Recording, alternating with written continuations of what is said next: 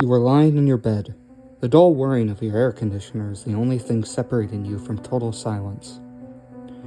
You know that particular silence that's so heavy and thick it's almost the equivalent of a loud noise itself? The kind of silence where you could hear a pin drop 3 rooms away. The kind of silence that fills your ears up with the sound of your own heartbeat as your ear presses against your pillow. That kind of silence. The dull whirring is the only noise you can hear. A noise that typically goes unnoticed until it is the only noise present. It's comforting, whether you realize it or not. Sort of light noise, but suddenly your room is back at the temperature specified on the thermostat, and the whirring comes to a stop as the vent makes a dull clang.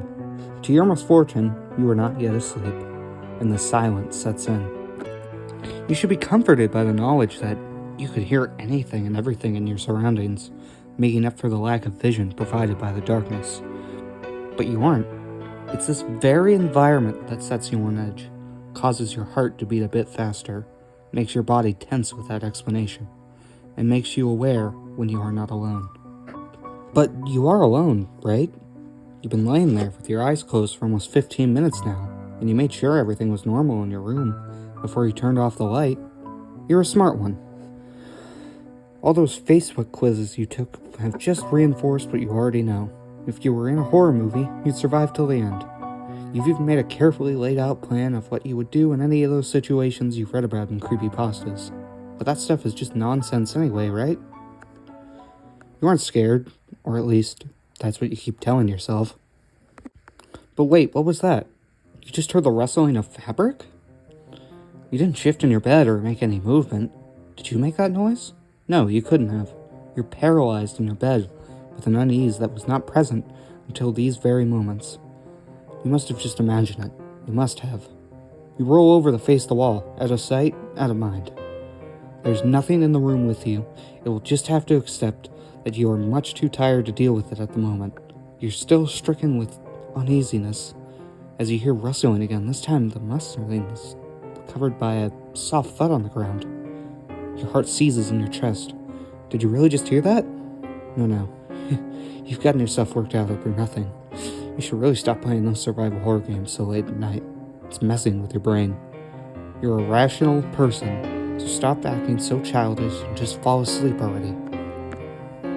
You close your eyes tightly, silently hoping that sleep will whisk you away soon.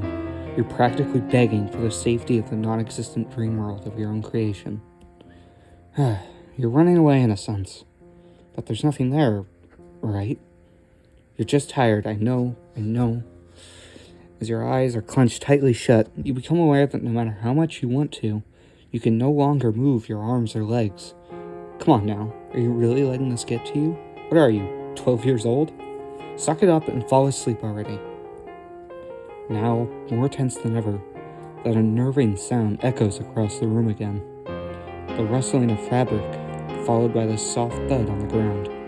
Unwittingly, you're holding your breath now, eyes shut as tightly as possible. You have that childish urge to pull the blanket up over your head. You're imagining it all. It's all in your head. I thought you were better than this. Your heart is pounding loudly in your ears now, but not loudly enough to drown out that now repetitive sound approaching from across the room. What's that rustling?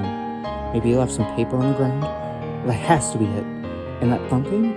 Probably the cat, or the dog, or something. They probably ran in when you weren't looking before you closed the door. Yeah, you're just paranoid. That noise is now within a foot of your bed, and with your back to it, you don't dare turn around to investigate. Not that it'd do much good. The only light in your room is the dull glow of your cell phone on the nightstand next to you. You plugged it in before you crawled into bed, remember? But you don't dare turn around and look. There's nothing there anyway. Minutes feel like hours as you face your wall, stiff as a board, unable to will your uncooperative body to move. You haven't heard the noises in a while now, not since it reached the edge of your bed. You know there's nothing there with you, silly. It's this silence. It's messing with you. You really should have turned on some music or something before you went to bed. Suddenly, a familiar clang echoes through the room, followed with that familiar whirring. You exhaled deeply, your body relaxing as you were flooded with relief. Thank God that's over. Now you can finally sleep in peace. That silence is really getting to you. You roll over and open your eyes to check the time on your lit cell phone. It must have been at least an hour since you were greeted face to face with his ear-to-ear grin. Dimly lit sockets where eyes once resided stare intently at you. Ah, I see you're still awake.